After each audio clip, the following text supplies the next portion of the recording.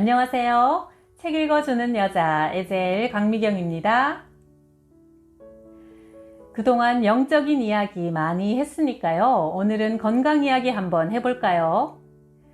몸이 건강해야 마음도 건강하니까요. 암 전문의 이병욱 장로님께 어떻게 하면 30살 면역력을 가질 수 있을지 한번 배워볼게요.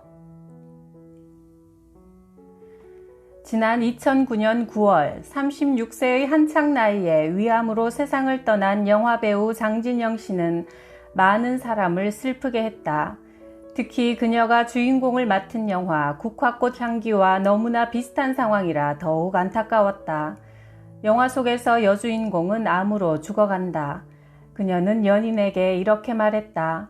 나 머지않아 당신을 떠나. 나 곧 죽는데. 나를 슬프게 하는 건 세상의 마지막 순간이 아니라 나로 인해 눈물 지을 당신이야 하면서 세상을 떠났다. 장진영 씨도 꼭 그렇게 우리 곁을 떠나갔다.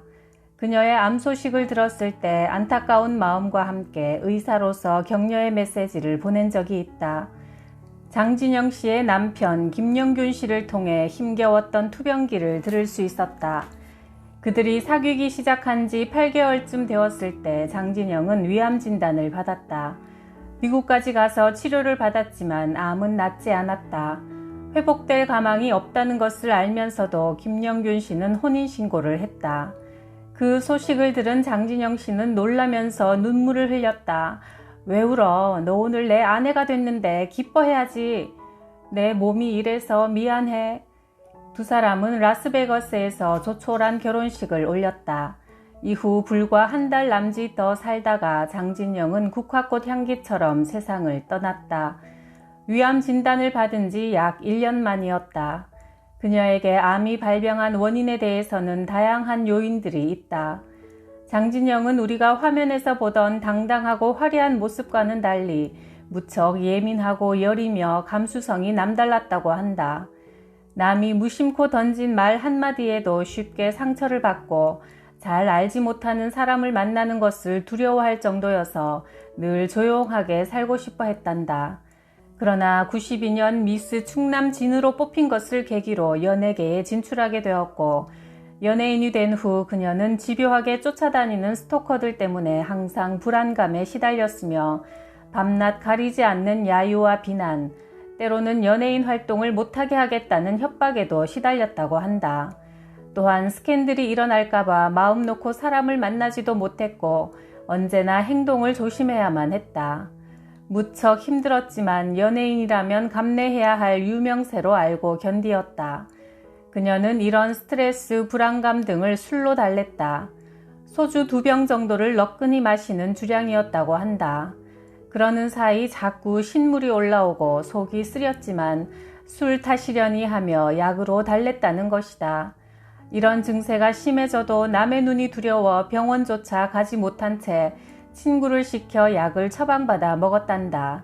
마침내 30대 중반이 돼서야 처음으로 병원에서 정밀검사를 받았는데 결과는 뜻밖에도 위암 4기였다. CT 촬영을 해보니 암세포가 림프로 전이되고 있는 것이 보였다. 암이 생긴 지점에서 4기까지 진전되는데 보통 1년 6개월이 걸린다. 장진영 씨는 그 시점을 뒤돌아봤다. 그때 그녀는 드라마 촬영으로 힘든 나날을 보내고 있었다. 물이 귀한 키르기스스탄에서 촬영을 했는데 물뿐 아니라 먹을 것도 별로 없는 그곳에서 그녀는 제대로 씻지도 못하고 컵라면으로 끼니를 때우며 강행군을 했다. 잦은 밤샘 촬영으로 잠도 한두 시간밖에 자지 못하고 무리하게 촬영했지만 시청률이 너무 저조해서 그녀는 죄책감에 시달렸다. 물론 암은 긴 잠복기를 거친 뒤 나타나기 때문에 그때의 일이 암을 만들었다고 단정하기는 힘들지만 암을 키우기에 충분한 요소들을 두루 갖추고 있었다고 할 수 있다. 갖가지 스트레스와 억압된 감정, 지나친 음주, 불규칙한 생활이 신체의 균형을 깨지게 한 것이다. 그럼에도 제대로 건강검진조차 받지 않아 결국 암을 조기에 발견할 수 있는 기회와 치료 시기까지 놓치고 말았다. 오방떡 소녀로 잘 알려진 웹툰 작가 조수진 씨는 2011년 3월 33세의 아까운 나이에 임파선 암으로 세상을 떠났다. 그녀는 27살 때 임파선 암 3기 판정을 받아 5년 넘게 투병 생활을 했다. 젊은 나이에 암과 싸우는 그녀가 안타까워 문병을 오는 사람마다 그런데 왜 암에 걸렸어? 하고 물었고 그녀는 그럴 때마다 내가 왜 암에 걸렸는지 나도 몰라. 나도 그것이 알고 싶어. 하고 대답했다. 많은 사람들이 암은 40, 50대 이상 중장년층이나 걸리는 질병으로 알고 있는데 이는 위험천만한 오해다. 미국 청년들의 사망 원인 1위가 암이다. 우리나라도 10대, 20대 여성 사망 원인 2위가 암이다.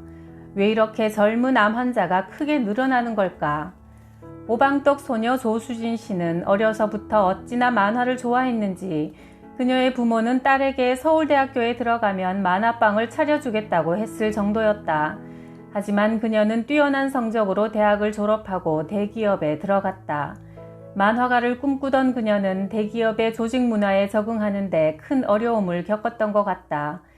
대기업에 입사한 지 1년 만에 임파선암 3기 판정을 받았으니 웹툰에서 그녀는 상명하복의 회사 분위기에 적응하느라 괴로워하다 결국 스트레스와 과로로 암에 걸려 회사를 그만두고 항암 치료를 받고 있다고 밝혔다. 암은 왜 이처럼 젊은 여성의 생명을 앗아갔을까? 그녀는 틀림없이 자신의 체력에 부치는 업무에 시달리면서 압박감과 대인관계에서 오는 스트레스가 과중해서 암을 얻었을 것이다. 그럼에도 암 진단을 받은 후 5년 이상 버틸 수 있었던 것은 그녀의 긍정적인 마인드 덕분이 아닌가 생각한다. 오방떡 소녀와 장진영 씨의 경우를 보면 암은 음식을 통해 체내에 발암물질이 쌓였거나 오염된 공기를 마셨거나 극심한 스트레스를 받았거나 유전적 요소 등이 복합적으로 작용해서 유발됨을 알 수 있다. 그 중에서도 특히 극심한 스트레스는 암과 직접적으로 연결돼 있다. 내가 많은 암 환자들을 치료하면서 발견한 것은 그들 대부분이 발병 4, 5년 전에 스스로 감당하기 힘든 일을 겪었다는 사실이다. 최근 들어 암 환자의 연령대가 자꾸 낮아지는 것을 확인할 수 있다. 아이들도 어릴 때부터 스트레스 속에서 살아간다. 내가 아파트 엘리베이터에서 우연히 만난 어느 초등학교 6학년생은 과외를 12개나 하고 있다고 했다. 그 아이의 안경 너머 무표정한 눈빛과 무거운 가방을 맨 처진 어깨를 잊을 수 없다. 내 환자 중 간암에 걸린 어느 기업 CEO는 이런 말을 했다. 이제 좀 살만하니까 암에 걸렸습니다. 여기까지 오느라 밤새워 공부하고 경쟁에서 이기려고 너무도 바쁘게 보낸 지난 일상이 다 후회가 됩니다.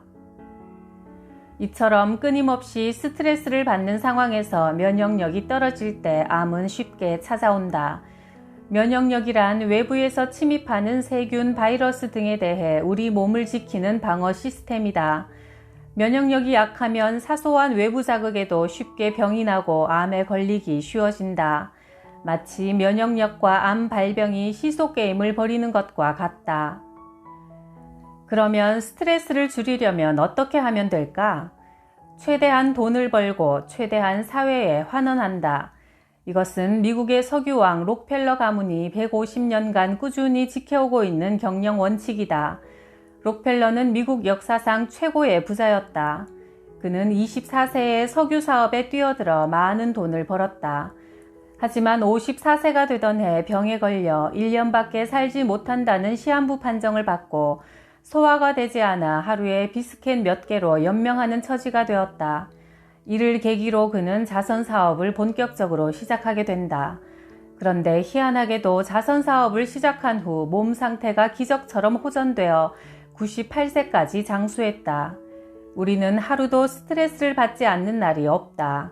과중한 일과 공부, 대인관계 등에서 부정적인 감정을 갖게 되면 우리 몸은 항상 긴장 상태이고 그만큼 면역력이 뚝 떨어진다.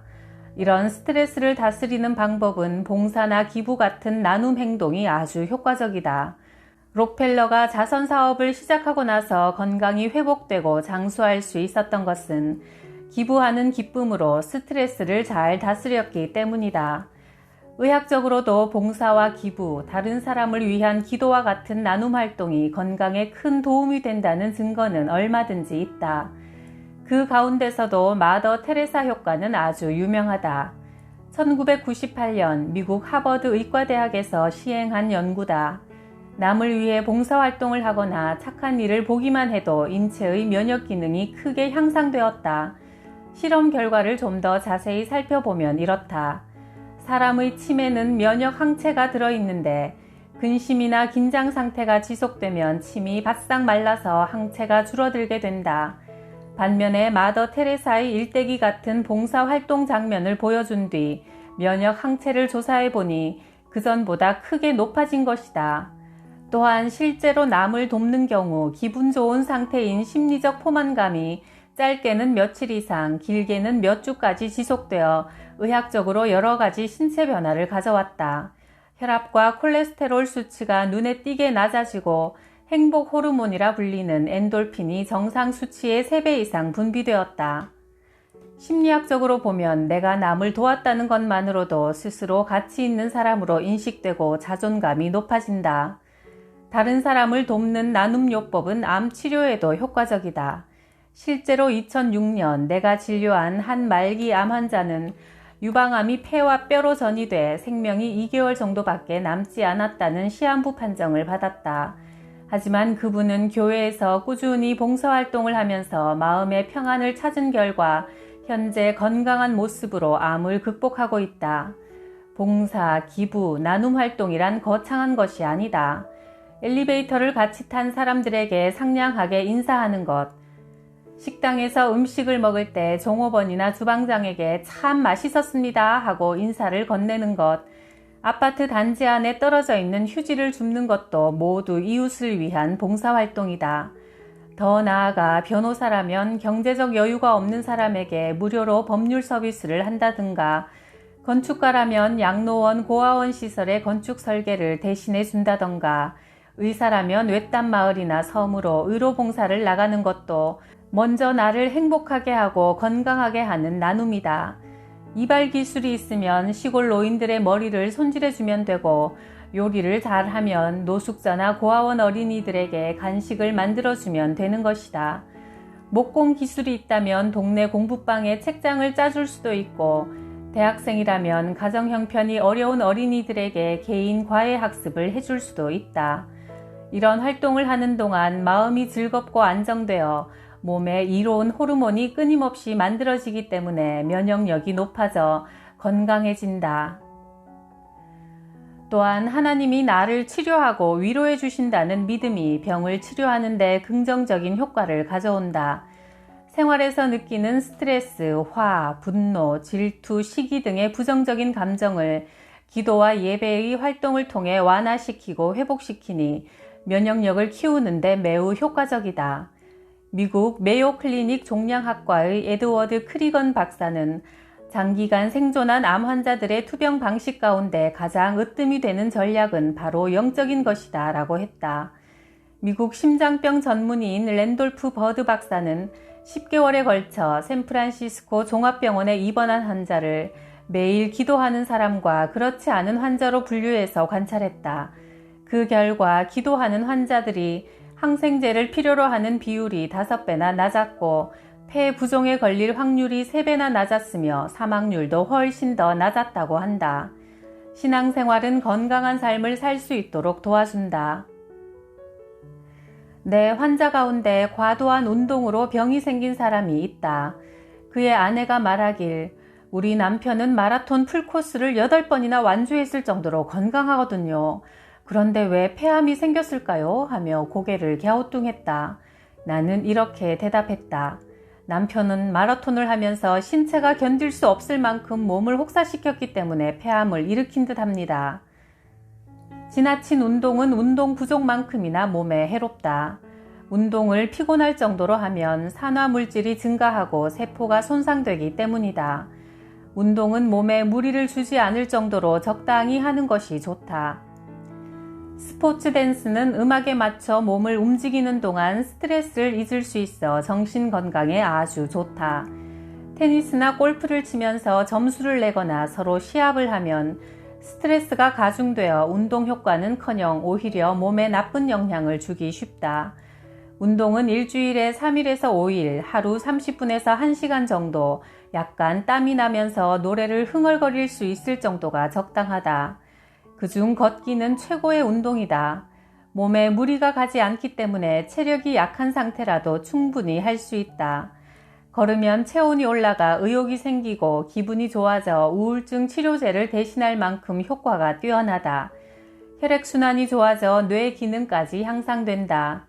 엘리베이터 대신 계단을 이용하고 버스 한 정거장 거리쯤은 걸어다니고 마트에 배달을 시키는 대신 직접 장을 보면서 하루 30분 정도만 걸으면 우울하거나 스트레스가 쌓인 마음이 한결 밝아진다. 암을 예방하려면 1.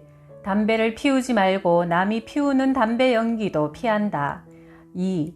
채소와 과일을 충분히 섭취한다. 3. 주 5회 정도 하루 30분 이상 땀이 날 정도로 걷거나 운동한다. 4. 스트레스를 피하고 기쁜 마음으로 생활한다. 내 환자 가운데 은행 지점장인 분은 매일 자동차 운전을 하기 전에 차 안에서 10분 동안 큰 소리로 웃는단다. 직업의 특성상 늘 긴장하기 때문에 웃음 없는 생활을 하다가 암에 걸렸다. 그 뒤 억지로라도 웃기 시작하면서 생활이 많이 여유로워졌고 그 덕분인지 현재 면역 치료를 받으며 직장에서 별 어려움 없이 근무하고 있다. 5. 소변이 맑아질 정도로 물을 충분히 마신다.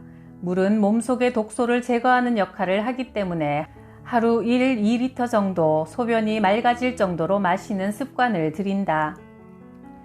6. 무엇보다 감사하는 마음으로 매일 시간을 정해놓고 기도하면 스트레스를 없애고 마음을 안정시키는 데 최고의 효과를 볼 수 있다.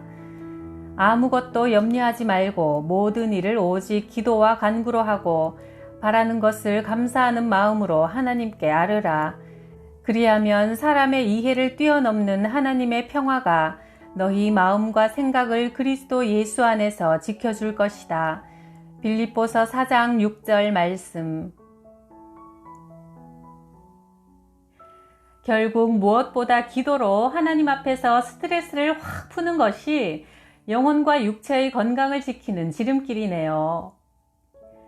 나를 경외하는 사람에게는 치료하는 광선을 바라겠다 하신 말라기 4장 2절 말씀대로 이 방송을 보시는 모든 분들 몸과 마음이 건강하시도록 저도 매일 기도합니다.